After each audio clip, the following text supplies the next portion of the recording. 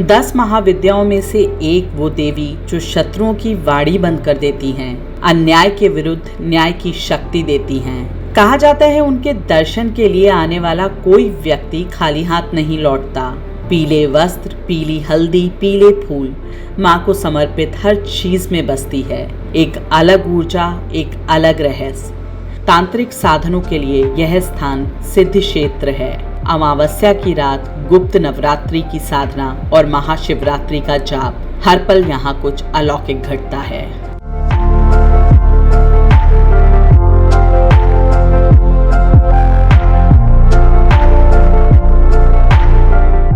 नमस्कार दोस्तों, मैं मानवी आप सभी का स्वागत करती हूँ झूमते वॉन्डरर्स में। आशा करती हूँ आप सभी लोग अच्छे होंगे। आज के वीडियो में मैं आपको लेकर चलूंगी माँ बगलामुखी के दर्शनों पर, जो 10 महाविद्याओं में से 8वीं महाविद्या मानी जाती हैं। वो देवी जो न केवल शत्रुओं की वाणी रोक देती हैं, बल्कि अन्याय के विरुद्ध न्याय की शक्ति भी प्रदान करती हैं। इस वीडियो में मैं आपको मंदिर के इतिहास, माँ बगलामुखी की उत्पत्ति, दर्शनों का सही समय और पूजा की विधि के बारे में बताऊंगी। साथ ही मैं अपना वहां जाने का अनुभव भी आप लोगों के साथ साझा करूंगी। बगलामुखी देवी और उनकी पूजा सब कुछ बहुत रहस्यमय है और इस वीडियो में आपको ये सब कुछ देखने को मिलेगा। तो वीडियो को स्किप मत कीजिएगा, अंत तक देखिएगा, क्योंकि हर पल में छुपा है आस्था, शक्ति और रहस्य का संगम। पर आगे बढ़ने से पहले मैं आप सभी लोगों से रिक्वेस्ट करना चाहूंगी कि अगर आपने अभी तक चैनल को सब्सक्राइब नहीं किया तो मेरे चैनल को सब्सक्राइब करें, अपने परिवार और दोस्तों के साथ शेयर करें, वीडियोस को लाइक करें और बेल आइकन प्रेस करना बिल्कुल भी ना भूलें। आपके एक छोटे से एफर्ट से बहुत मोटिवेशन मिलती है। और अब झूमते वॉन्डरर्स फेसबुक और इंस्टाग्राम पे भी अवेलेबल है, तो वहां भी अपना प्यार बनाए रखें, हमारे साथ वहां भी जुड़ें और हमें वहां भी फॉलो करें। आपका साथ ही हमारी सबसे बड़ी ताकत है। तो अब चलते हैं वीडियो में आगे और शुरू करते हैं इस खास यात्रा को। 10 महाविद्याओं में से एक वो देवी जो शत्रुओं की वाणी को बंद कर देती है, अन्याय के विरुद्ध न्याय की शक्ति देती है।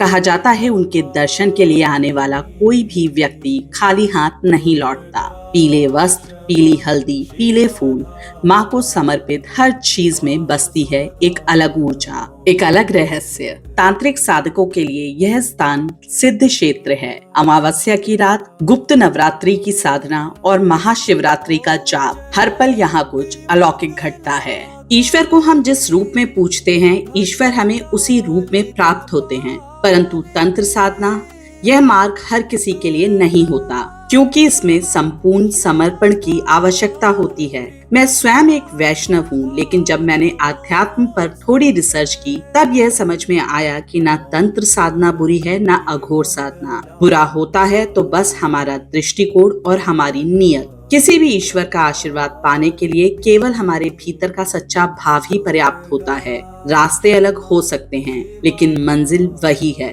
परम सत्य की प्राप्ति। आज हम जिन देवी के दर्शनों के लिए जा रहे हैं, एक समय ऐसा था जब इनके इस मंदिर में ज्यादा भीड़ भाड़ नहीं होती थी, लेकिन पिछले 10 वर्षों में यहाँ श्रद्धालुओं का एक अच्छा खासा जमावड़ा रहने लगा है। लोग दूर दूर से माँ के दर्शन करने आते हैं, न सिर्फ आस्था से, बल्कि उस दिव्यता और ऊर्जा को अनुभव करने के लिए जो इस स्थान पर स्वतः ही महसूस होती है।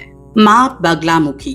भारत में माँ बगलामुखी के 3 प्रसिद्ध मंदिर हैं, जिनमें से एक कांगड़ा के बनखंडी में स्थित है, दूसरा दतिया में और तीसरा नलखेड़ा में है। और आज मैं आपको लेकर चलूंगी कांगड़ा बगलामुखी मंदिर की दर्शन यात्रा पर। हिमाचल प्रदेश के कांगड़ा जिले में स्थित बगलामुखी माता का मंदिर न केवल धार्मिक दृष्टिकोण से अत्यंत महत्वपूर्ण है, बल्कि तांत्रिक और आध्यात्मिक साधना के लिए भी एक प्रसिद्ध केंद्र माना जाता है। यह मंदिर बगलामुखी शक्तिपीठ के रूप में जाना जाता है और 10 महाविद्याओं में से एक 8वीं महाविद्या है, जिन्हें शत्रुओं पर विजय और वाक सिद्धि यानी बोलने की शक्ति की देवी माना जाता है। उनकी उत्पत्ति की कथा ब्रह्मा जी के वेदों को राक्षस से बचाने के लिए देवी पार्वती की आराधना से जुड़ी है। पौराणिक कथाओं में बगलामुखी माता को राक्षस का वध करने और ब्रह्मा जी को उनके वेद वापस दिलाने के लिए जाना जाता है। सृष्टि के रचयिता ब्रह्मा जी के वेद एक राक्षस ने चुरा लिए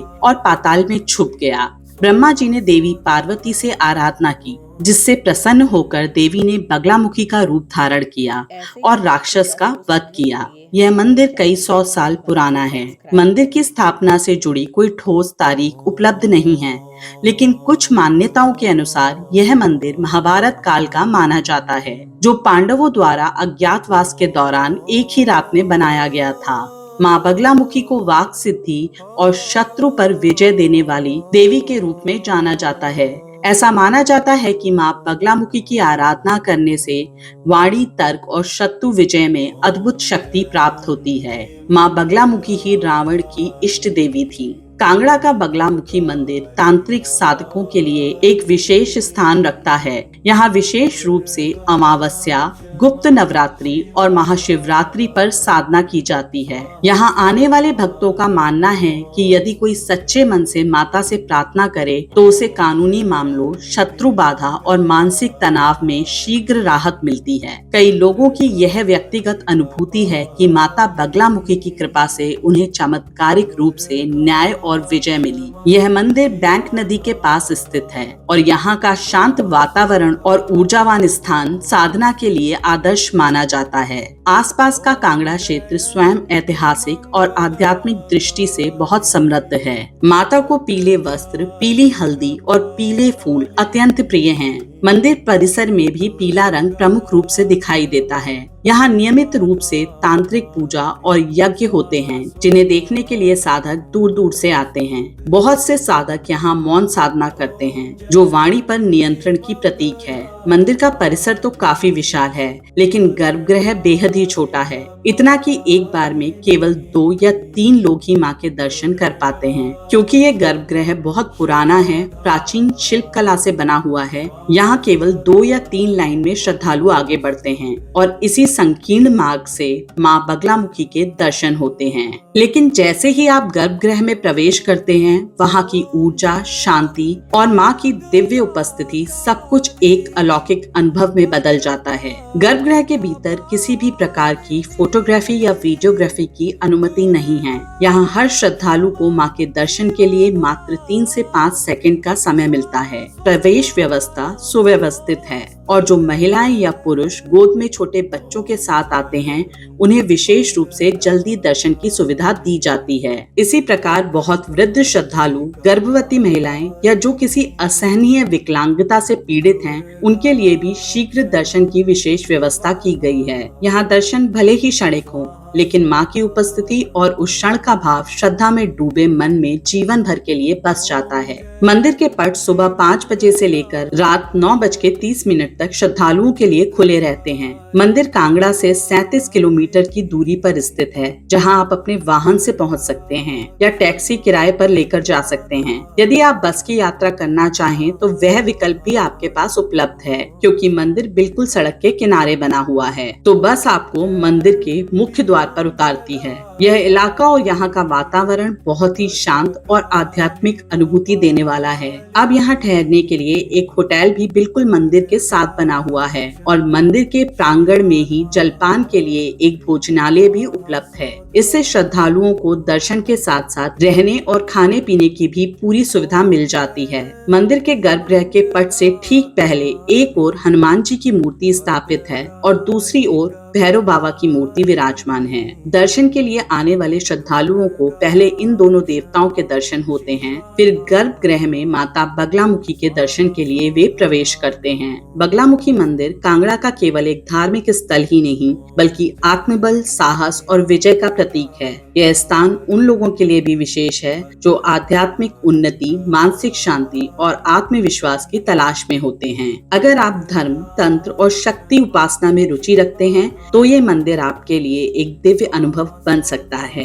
तो ये थी वो जानकारी जो मैं माँ बगलामुखी के मंदिर के बारे में जुटा पाई, और ये था मेरा वो यात्रा का अनुभव जो मैंने आपके साथ साझा किया। यदि मुझसे कोई भी जानकारी छूट गई हो और आप लोगों को पता हो, तो कमेंट सेक्शन में कमेंट करके बताइएगा जरूर। आपके सुझाव और अनुभव हमेशा ही कुछ नया सीखने का मौका देते हैं और इस चैनल को बेहतर बनाने में मदद करते हैं। एक और रिक्वेस्ट भी है मेरी आप सभी लोगों से, जो भी घूमने के शौकीन है, स्पेशली पहाड़ों पर, अगर हो सके तो आप लोग अपना कचरा प्लीज वापस अपने साथ लेकर आइए। पहाड़ों पर मत छोड़िए, बहुत मुश्किल होती है उस कचरे को वहां डिकम्पोज करने में। आपके छोटे छोटे एफर्ट्स प्रकृति के लिए और पहाड़ी लोगों के लिए बहुत ज्यादा मददगार साबित हो सकते हैं। वीडियो कैसा लगा बताइएगा जरूर। अगर अच्छा लगा तो वीडियो को लाइक करें। अभी तक आपने चैनल को सब्सक्राइब नहीं किया तो चैनल को सब्सक्राइब करें। वीडियोस को अपने परिवार और दोस्तों के साथ शेयर करें। और अब झूमते वॉन्डरर्स इंस्टाग्राम और फेसबुक पर भी है, तो हमें आप वहां भी फॉलो करें। फिर मिलते हैं बहुत जल्दी एक नए वीडियो के साथ। तब तक के लिए अपना ख्याल रखें। Stay tuned with the channel. नमस्कार।